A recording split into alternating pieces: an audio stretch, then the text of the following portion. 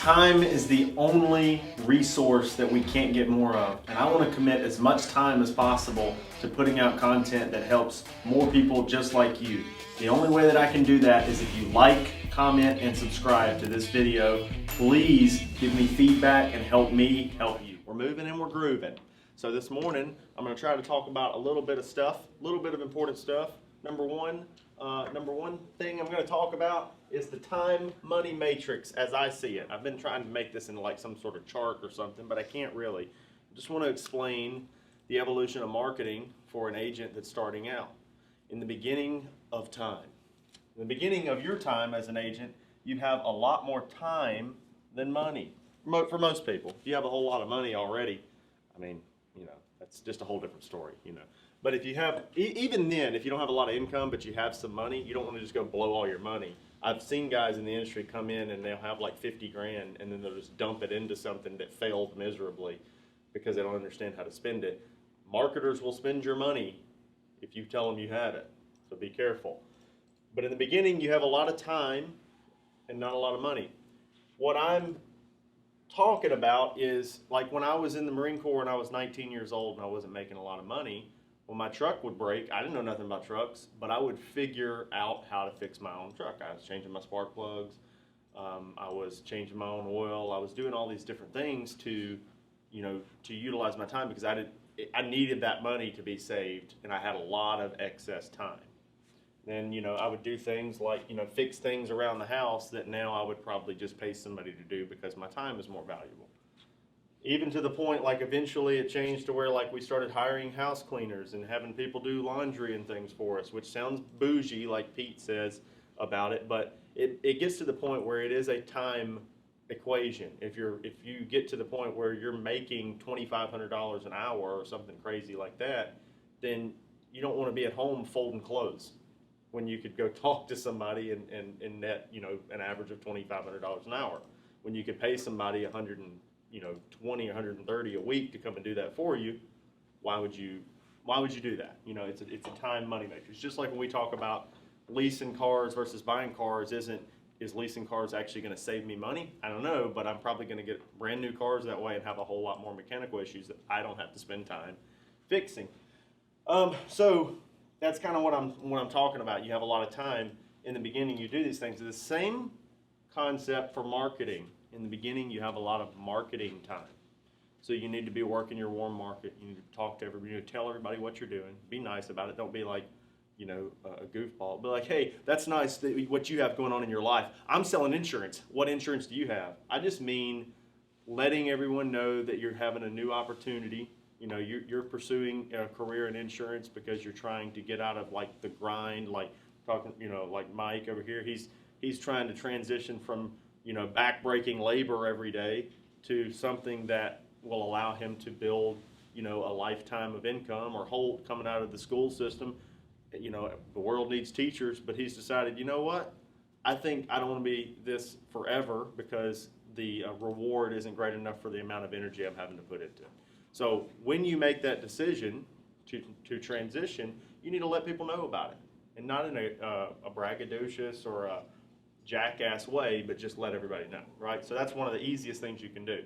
Then you can do things like working aged leads, the cheapest things that are out there. You can start working with an agency that provides lead flow. All these different things to get your income up initially so that in the long run you have the money to actually start trial and erroring different income or different types of marketing. Now Johnny would tell you that's all stupid, LIS direct mail leads. Johnny also lives in a really, really hot market for it and has a good last name too. So I know. Those age leads that I was getting fed during AP made me, y'all hooked me up with some age leads. So the point is, if you're trying to start out working the least expensive concept because you have a lot of time to work it. And Pete Fournier would tell you the age leads is pretty much all he'll work because he loves the ROI on them. He's a very good salesperson too, though. But if you're honing your craft, you don't want to hone your craft on the Cadillac of leads. Like you're not going to hit up somebody that has excess bottom funnel Google leads because their call center can't work them and say, I'll give you 62 a piece for them, and you're not closing them because now you're you're 5 leads in and you're down, what's 5 to 6, 30? You're down $300, so whatever, and you have no sale and you don't have $300 to spare. So this time/money matrix over time can shift.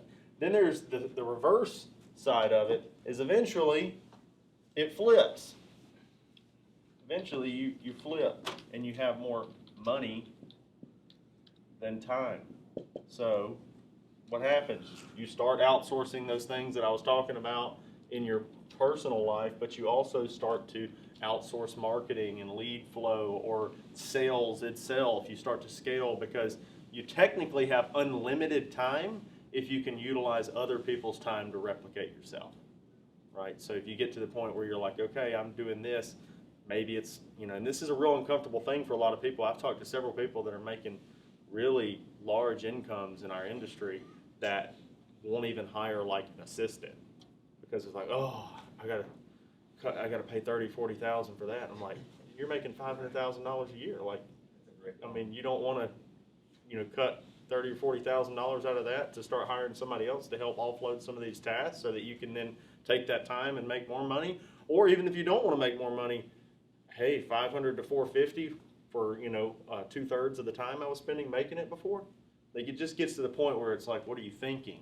Because some of these guys that are making $400,000 or $500,000 a year, but they're a sole producer, are so busy that they're very stressed out.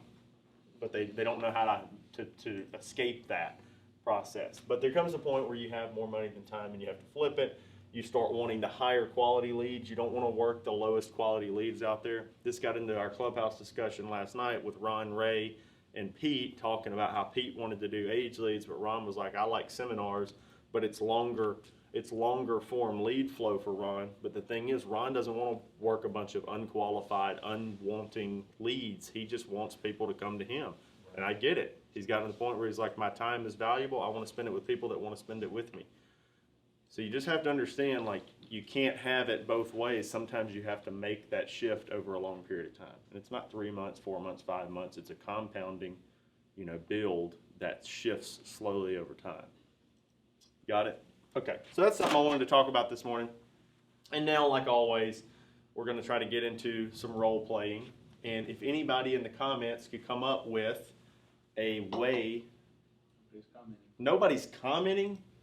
This is garbage. Can I ask a Okay. question while you're waiting for comment? Yeah. If while Rob's asking the question, if you have any scenarios for us to work, please comment and let us know what that scenario is, and we'll try to role play it out, and I'll try to get involved as much as possible. I know it may be different for everyone, so this may be a little subjective, but when did you see it flip from money to time? Like, when would you say is a good safe figure for that, or when you saw it personally? I had, I think it is a gradual flip, but so you start to outsource smaller things in the beginning, and then the more you get dependent on somebody. Like, normally when I outsource something and I get used to that cost, I also get used to what they're doing for me, and it's so much more valuable than what I'm paying for that service. That's just kind of capitalism, I guess. And so it's just individual tasks for me that would be that way. I mean, now we've got to the point where we're outsourced pretty much the entire sales side, Sure. so that I could focus on, that higher end marketing or higher end sales where I'm spending my time with the person that's paying a lot more. Was there a specific income level? I know we don't like talking about incomes necessarily, but was there was it 150, 200 where you just thought, man, it just thinks it's paid? I've never paid, this may be a good tip for you guys. I've never paid too much attention to what I'm actually making it. Gotcha. I just always knew that if I focused on activity, I'd make more and more and more. Good. I've never looked and been like, okay, now I'm making $200,000, so I should hire this person. Never had a correlation. I couldn't tell you what I've made this year so far. Yeah. I have no idea. I can tell you what the revenue is. I pay attention to top line revenue as a business owner, but I don't pay attention to what I'm making or what I'm bringing. Well, I think there's a direct correlation for what you've done, because the one thing that I've saw that you've done since I've been here is that you're not afraid to take that risk and invest in new people. You know you may lose on the front end a little bit, but it seems like on the back end, without a shadow of a doubt, it's going to help you go higher in income. Yeah, You okay? Yes, that really hurt. I was trying to play it off. Yeah. Turn the camera away. I know those hurts. I know those hurts. Start crying. So No, but yeah. I'm serious. I've seen that. Like, you've modeled that very well, and it inspires me because I take a lot of risks, but I'm going, man, you've taken some serious risks. It doesn't, it hasn't been very often that I have spent money and not like felt like there was enough reward. And this is why, like, when you get into call center models, their whole deal when they're scaling is like super tracking metrics that they can decide, okay, this is my exact profitability. And that's just not been my style. My style has been like, because I'm a believer in branding and marketing and team building and all of that, and I've seen I know it's profitable because more is coming in than's going out, right? And so I bought in early on to what Russell Brunson says: if I could spend $1 million tomorrow to make $1.1 million the same day, I would do it. Because in the process, you bought $1 million. If you're doing it correctly, you bought $1 million worth of either infrastructure and or branding. Yeah. But I can't, so I've never focused on, like, obviously I'm not going to put $1 million out to get it back get $1 million in 10 years from now. Sure. But like that instant, payoff, or that gradual payoff. Would I spend $20,000 this month to make $25,000 back in the first year? At this point, yes. If I was doing it in a branded approach that built infrastructure, plus if you're in Medicare or health insurance, there's a renewal strategy. But in any business, you're gaining a client that hopefully you can continue to provide a service for and monetize over time. So, like, if I was running a marketing agency, it would be the same thing. There's a permanency to that transaction. If I'm selling a refrigerator to a household, like, it has to be more like, okay, I'm selling one refrigerator unit. They're probably not going to buy another damn refrigerator for 7 years, right. And it might not be from me. But if I'm selling a service, I can build that client base. And I mean, even like with stores that sell transactional things, there's some of that stuff that they don't really expect to profit heavily on. It's to get them in to sell them other things and to build relationships and impress them over time. That's good. So start, yeah. So not only transactional, but you're saying also there's a relational factor. That's what I heard. Yeah, definitely. So branding.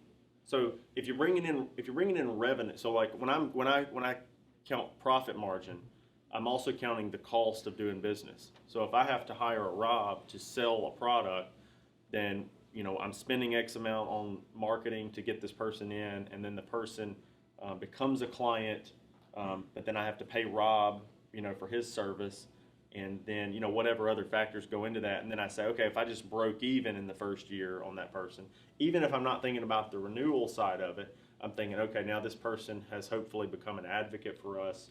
There's a referral aspect to it. We're maintaining a relationship where we may be able to serve other needs over time as we grow. So there's a lot of other concepts there. I mean, even if I never made a dime off that person, if I didn't lose too much, then if we did a really good job, I have an advocate for us out there. We have a further relationship, and we've branded a little bit more. So there's currency can be thought of different ways. It's not all just money. I mean, money is not really even real in my eyes anyway. Like, it's all just like this metric for what we're trading on.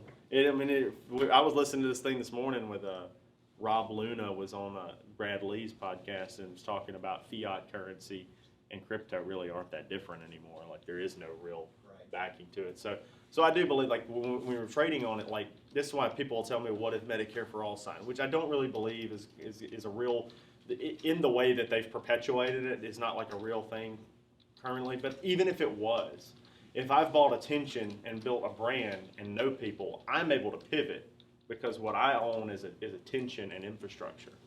So that's different than just, like, if somebody said, okay, you can be in your basement tomorrow, nobody knows you, but you have 10,000 clients and they're paying you residuals. They don't know you, but they're going to keep paying, and I got that revenue. Okay, I have that revenue, but that could be cut off by the government, changing the program or whatever. But what we have here can't just be cut off. We could pivot. We could go into life insurance and annuities. We could go into home and auto. We could pivot our entire infrastructure. Would there be pains in doing that? Sure. But we have an infrastructure. We have some sort of, brand out there. and we can start to tell people what we're doing. Because then I would go out to all the agents that are following us and be like, hey, you're all struggling, you're all hurting.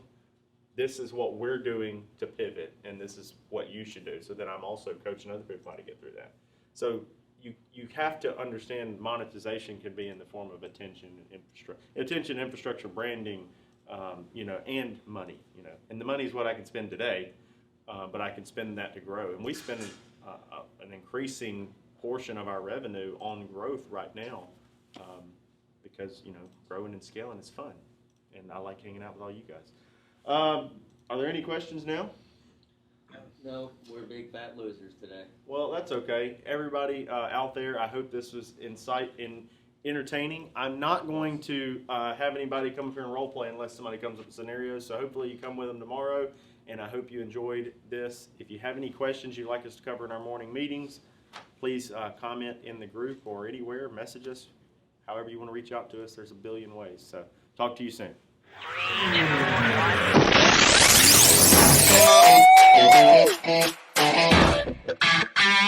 Wow.